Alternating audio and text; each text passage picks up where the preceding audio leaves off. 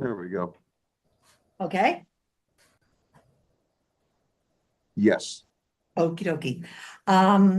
Good afternoon. I'd like to welcome everybody to the Public Works Committee meeting. It's Tuesday, September 3rd, 2024 at 2:31 p.m. And we're meeting on the digital format.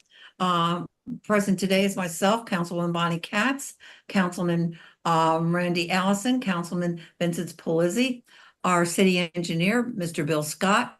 And let's see, I got to go through here. We have Valerie Fessler. We have Scott Livermore, Janice Frank, our city clerk, and Melanie. Shoot, Melanie, who are you with? I'm the grants administrator. Pardon me? The grants Oh, the administrator grant. with the city. I apologize. That's I okay. really apologize. Hello, And the last Melanie. name is Shut. Okay, fantastic. Thank you. Okay, let's get started here. We have 4 items on the agenda.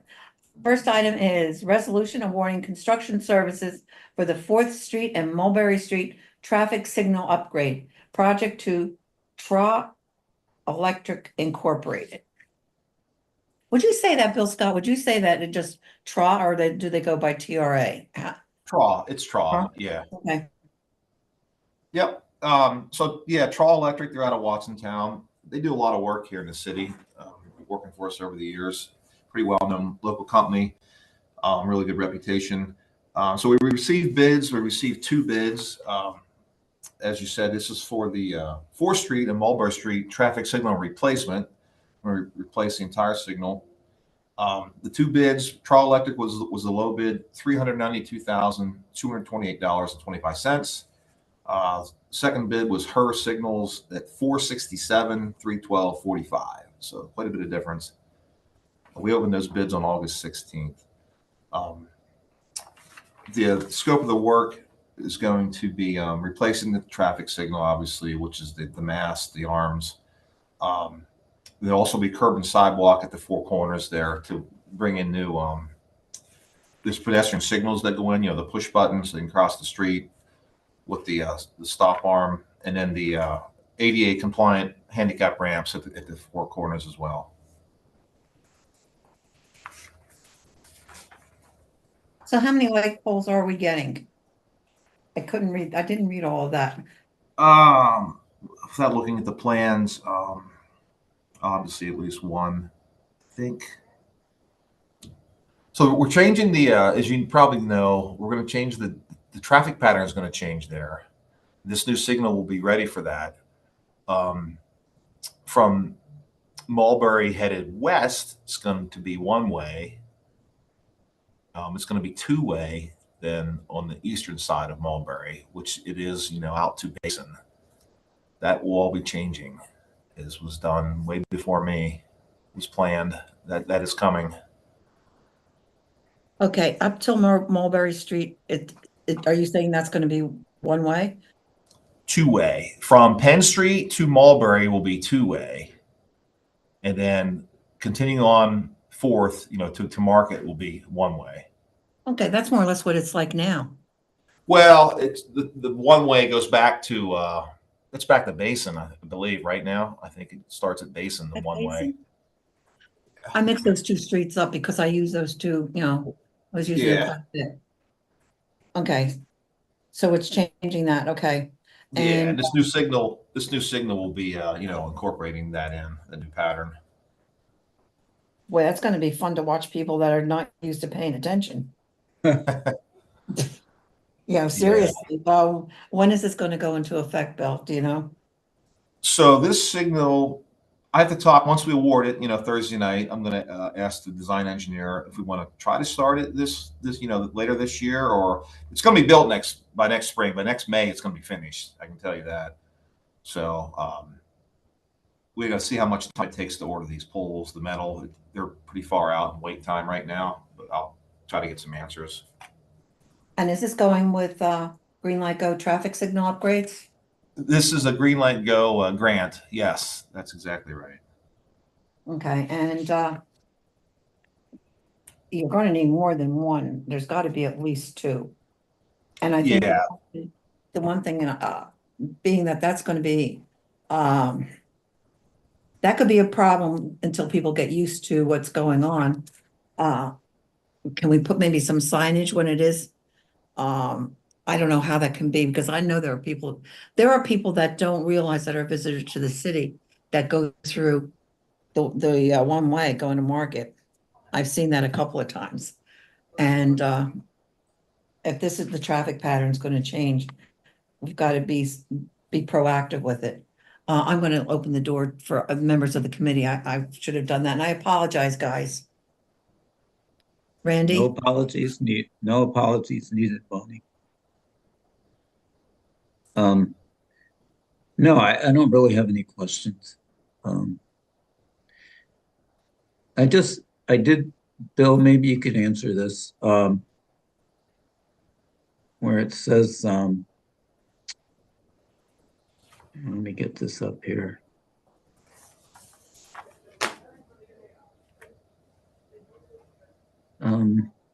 Yeah, the bidder notifications or qualifications.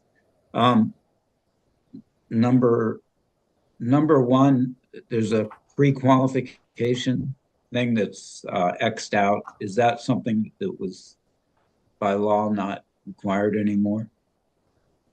I don't have that up. That could be a PennDOT pre-qualification. Which Okay. means they are PennDOT pre-qualified. They're saying they are. Could be what that is. Well, the whole bidder certification of pre-qualification class, whatever that all means. It's in accordance with PA code. There's 3 sections of it, 3 numbers, 1, 2, 3, and number 1 is all X'd out. So I just wonders that.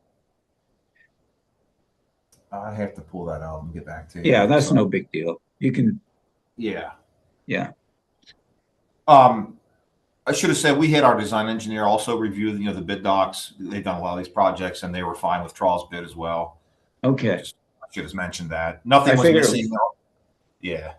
It's not missing. It's there, but there's lines through it, like Okay. like it was recently maybe I'll find out. taken down. It's not relevant anymore. Okay, thanks. Yep. Vince, do you have any questions? I do. Go for it. Thank you, Bonnie. Bill, real quick, can you walk me through exactly, and you have to forgive me because I don't remember, the Green Light Go project. I remember that was it's a project that we were getting the traffic signals and traffic lights paid for through a grant.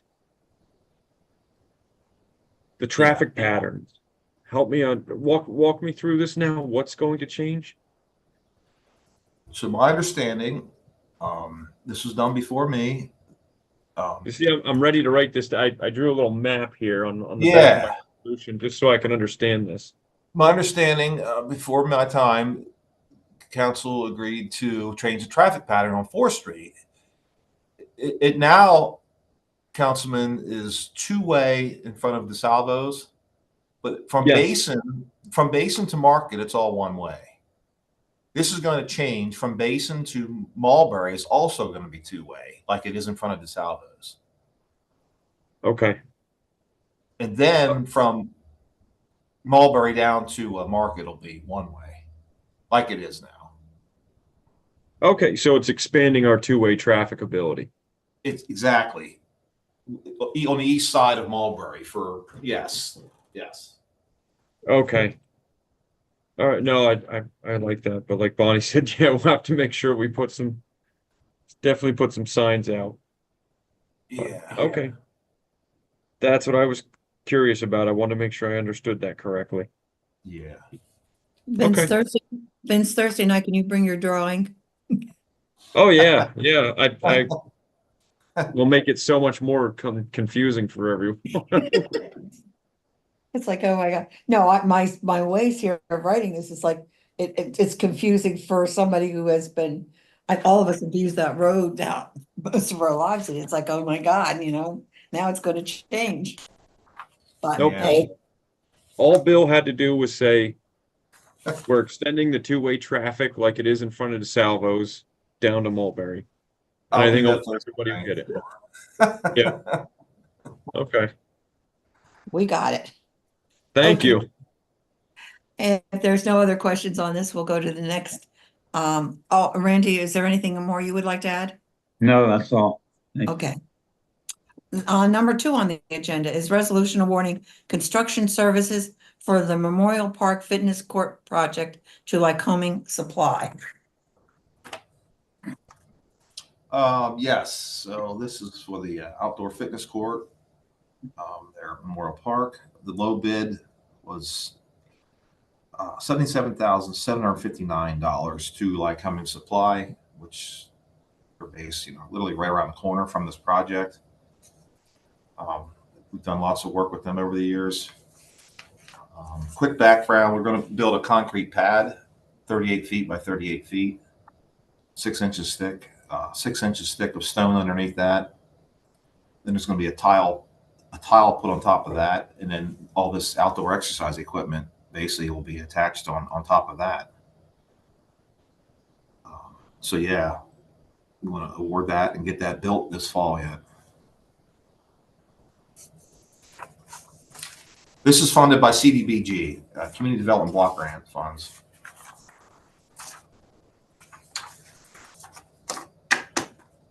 Randy, do you have any questions?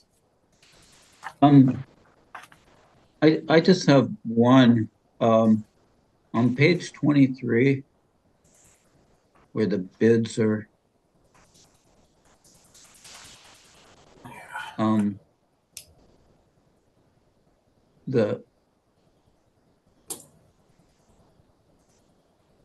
it's handwritten in, everything there. Do you know what I mean, Bill? Or I don't have it open. Is that their Okay. qualifications, perhaps? Yeah, well, there's a lot of different companies that look like that bid on this, or that says not bidding. Yeah, we only received 2 bids. We only received 2. Which 2 were they? We received another bid from Multiscape, but it was determined to be non-responsive. A lot of Okay. bid forms and things were missing from it, so we determined to be non-responsive. Okay, all right. Randy, So- this could be, do you think maybe these are some people that use Lycoming Supply and some? Are they their references or previous projects? I don't have that open, sorry. Well, it says it's Okay. contract solicitation and commitment statement. So I think maybe that could be it. Maybe I'm To wrong. be submitted, yeah. Yeah. Let's see here. You're in Lycoming Supplies bid. Is that where you're at? Yes, yes. Page 23. Let's see here.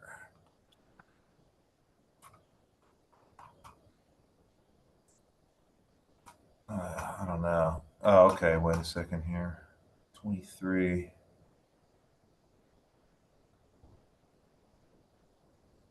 I mean, you have different companies. Okay. Yeah, that's an MBE-WB form. Pretty standard for CDBG projects.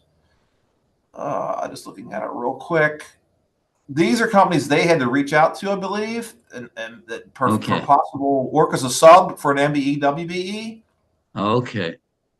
So- I believe, just looking at this quick, not bidding. Yeah, they probably aren't. Then they responded, they weren't bidding on it, but they did try to reach out to MBE-WBEs.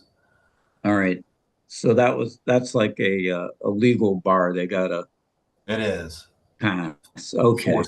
for community development block grant projects. Right. Yes. Okay, I get that. Then on page 35, it says the project will be performed with their own workforce. So they're Yes. gonna do it, their own internal workforce is gonna do Yes. it. Yes. Okay, They will not be using any subs. They did try to reach out to some WB MBEs. They weren't interested. So they would use it with their own forces. okay, And that's Yep. Good. Yeah. Yeah, that's simple enough. Okay, yeah, I was trying to piece together what the two parts Yeah. uh, meant. So thank you. Yep. I take it the mayor didn't find anybody to sponsor this. I haven't talked to him recently about that. I guess that was discussed at some point. He was trying to reach out to some people. I haven't heard anything definite. Well, from what I understand, maybe a sponsorship would be putting it on the other side of Right. the equipment, even, get it started. And the question I'll have is, since it's being funded by CBDG and excuse me, then that money could probably go back into our account. Because I would really like to see us not spend that kind of money when you're doing a fitness thing, and there's so many things about fitness anymore throughout the city. I think it should be sponsored somewhere. Vince, do you have anything to say? No, really, not at this time. Okay. I just, yeah, I'm sure we'll discuss this a little bit more in council on Thursday. Maybe they'll have some more, or I'll have questions then. I'm just, it's, this company came and more or less, gave the presentation to Derek, and, hopefully it's not going to be a piece of equipment that's going to that it's going to be used, and we're not going to look at something that's going to look really bad in the future, Right. and, maybe the upkeep of it. I don't know what the upkeep would be, since most of it's supposed to be cement, right, Bill? Yeah, this is a concrete pad. Should last And- quite a and the long time, and the equipment, I believe so as well. It's certainly built for outdoors. So it should be a long lasting. That's the one thing I don't remember if we asked what the life is of this. And I think we would need that for Thursday, okay? Okay. At least I don't remember that being asked before. No, Because I can. Because Liz brings that up all the time, we get into these projects and get equipment, and then we don't make plans for when things need to be repaired or cleaned up or whatever. And so it'd be nice to know what the lifespan of this is and to be prepared for it. Okay. Okay. Uh, anything, Randy or Vince? No, I don't have anything else, Bonnie. Thanks. Okay, we're No, going to I mean, Okay, we're going to go to the next item on the agenda. Resolution authorizing the award of professional services agreement to Livick Civil LLC for engineering services to construct improvements at Bowman Field. Okay, Mr. Yeah. Scott. Yes. So this resolution is the main item is to replace the outfield wall at Bowman Field. Scott and I have met with Major League Baseball, BAM, promoter, some others. It's a pretty high priority, the outfield wall. So we approached Livick, who is doing other projects with us in the city. This being a site project, this needs to be done, pretty quick, pretty fast. We need to jump on it. It needs to be done this year, because there's no time next year, because baseball starts early and then there's baseball summer. The scope of the work, like I said, is mainly replacing the outfield wall, which is a wooden wooden wall now with a chain link fence.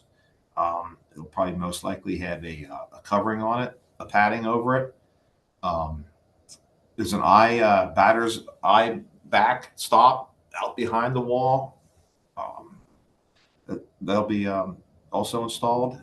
And there's an L curb. It's a concrete curb. It's underneath the wall, which the post will be attached into this. And then also behind the fence, there'll be some pretty much site grading and taking out some trees that are out there.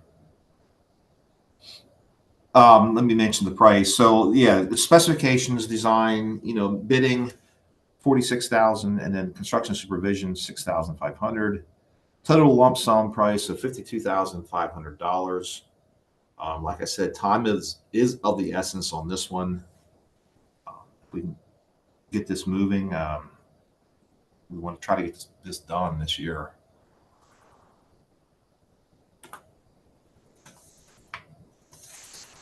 Okay, Randy, have any questions?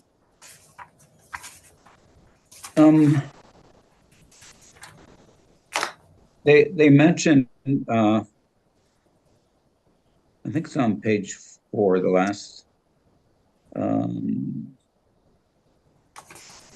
They talked about having construction and administration meetings, site visits, anything like that. They talk about on page 5 as reimbursable expenses. So other than that base price that we have, are there possibilities of this costing more? No, if anything, it might cost less because I try to handle a lot of that in-house inspection Okay, and all right. administration. That's probably why they listed it like that. Because if I end up doing, which I am, a lot of our projects, we can save some money there. Okay, so you'll cover the reimbursables essentially, as far as you'll be able to do it without having to trigger any of their extra costs. Okay, thank you. That's a good thing to know. Vince, do you have any questions? No, I don't know. Chain link for an outfield fence. I mean, they cover the outfield fences in MLB with thick, heavy padding. That way, when your outfielders are running full bore without paying attention to where they're going. So I'm just wondering how chain link is going to hold up to that, even with it being covered with heavy pad.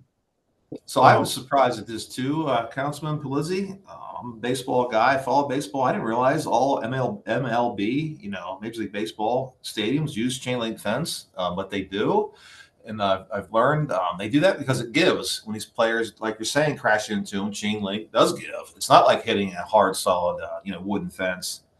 And that is the current spec. We've talked with the fence company, and they're going to help us with the technical spec on this. But surprisingly, that is what they're using, and they do cover them with padding or leave them wide open if they we want to see through it into the bullpen or something. Huh. Scott, you want to say anything on this? I think Yeah, Scott.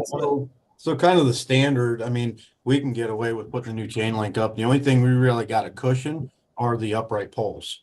That's where there's no give in those. But as far as, leaving chain link up, there is give. It is more safe. It's safer for the players to actually run into that versus the wall that's out there right now. Now, we had conversations with Major League Baseball, and they are going to donate their pads to us that they've been using for the MLB Classic game. They're giving them to us so we can put them on our fence because their MLB baseball is a new standard on the cushion that they got to go by. So they're going to be getting new ones for potentially next year's game to use their new cushions, and we're getting the old ones. So right there, I mean, just by giving what they have to us is a tremendous amount of cost savings for them to give it to us. Now, that's a city expense that we have to pay for the fence cushions. I mean, if we're getting them given to us, but had they not been given to us, would that be a city expense or would that be a crosscutter's expense? What do you mean if they go bad? Or Like if MLB did not give us these cushions for the uprights? no, we wouldn't have to put them up because crosscutters you don't need them up. For the crosscutters? No. Only MLB. Well, I don't know this might be more of a baseball question, but I know of some major league fields that just have chain link. They just have everything covered. It is not a requirement to cover the chain link. What we're trying to do is enhance the safety by just putting cushions up that they're giving us. And Okay. also trying to figure out how to work with cutters on their advertisements, right? So right now they're just banners stapled to the fence out there. The wooden Yeah. fence. So now we put these cushions up, they can put vinyl wraps on these with their advertisements. So I was trying to think of, if we don't have a cushion there and it's just a vinyl wrap on top of the chain link, how many years will that last? It probably won't even last a season because of the wind shear coming down through. They're probably ripping right off the fence. So by putting these cushions up, they're bolted fast to the fence, and then the new wrap will go on these and won't have a chance to really blow off. Us as a city will probably take them down in the fall and put them up in the spring. But we might be able to work a deal with Major League to help us out with that, to install those too. Okay. Thank you. I appreciate it. And sorry, Scott, I wasn't trying to put you on the spot. No, that's Explaining fine. something that I was just curious how that would all work. So thanks. Well, and the other thing too, I mean, we can go in deeper discussion Thursday night, but when they redid this field, obviously they dug it down 1.5 feet, 18 inches to do the new surface for MLB, which in turn they didn't dig down behind the fence. So behind the fence is higher than the infield. So when it rains, it tries to get through the fence and it kind of ponds up right behind it quite a bit actually. So what we're looking to do with Livick, and they're designing that L curb. They kind of did the same thing out there at Brandon Park at the ball field. So inside that L curb, it's a 8-inch curb, it goes down and L's out. And what that does, all the water runoff will stay inside the field. We won't lose any outfield warning track material that goes up to get shot under the fence because of the amount of rain. There is drainage under the field, but obviously in our last 7 inches of rain, it ain't gonna handle that no matter what you do. But what this will do is stop any runoff heading outwards underneath the fence. And then there's holes in the top. That's where those new poles will sit down into, and they just won't be in the ground with big concrete balls, probably, which we have out there. So it's kind of the same concept that if you guys walked around the new Lake Cumming field out there, you'll see the curbing out there that the poles sit into.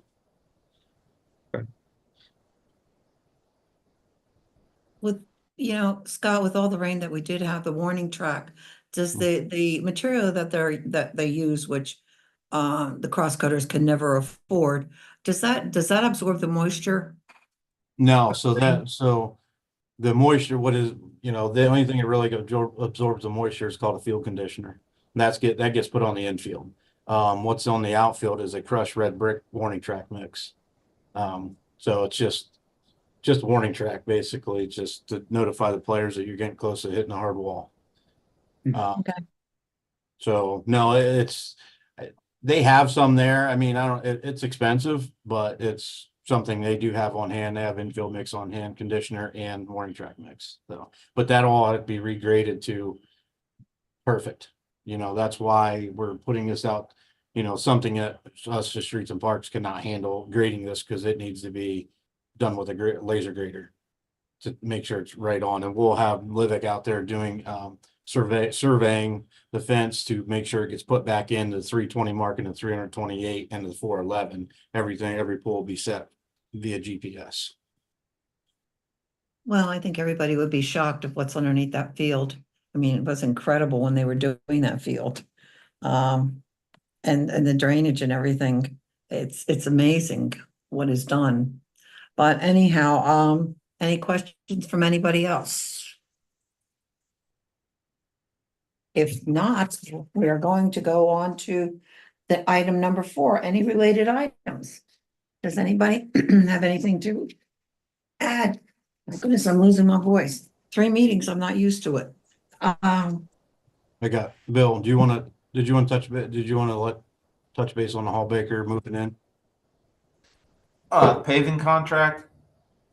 Yeah. So was it last week, Scott? You and I walked all the streets with the paving contractor just for PA1 call markouts and limits, things like that. They are coming in. I have a definite date, but it's a week or two, Scott. They're going to be here in September. Yeah, I thought It's either late this week or next week. I think the miller's moving in. Yeah. Third week of September is when I can start paving. So just to give people a heads up that this is next 3 weeks, you're gonna start seeing some roads being resurfaced. Yes. Do you know do you know what streets by any chance? Could you discuss that? Or let us know? Bill, do you got? I have a list. It's quite lengthy. And name them Don't all go, or don't send go. it- No, don't go through that. If you could email it, because you know. Yeah, what? I'll email it to you. Because Yep. we're gonna get people calling, you know that. We always get the Yeah. phone calls. And that's, and we like to at least be able to say, yeah, we know it's gonna be done, Yep. That's all there is to it. It's amazing that this is going so late in the season for this, but I guess it is what it is, and hopefully we'll have a mild winter and nothing closes down. I mean, Nah. we were Yeah. lucky last year. Yeah, we were a little later last year. This year, I mean, Mhm. you got till roughly Thanksgiving till the plant shut Yeah. down. We got these guys will be in here probably. It'll take a week to mill everything out and probably 2 weeks pave everything and they're gone. A lot of people won't even know they were here. Just fantastic. Okay, anything else, guys? If nothing else, see you Thursday, but Chris and not Chris, Scott and Bill, could you stay after we close out the meeting? Yep. Okay. Are we closed yet, Chris? Let me know. Randy, you can stay too. Oh, okay. And Vince.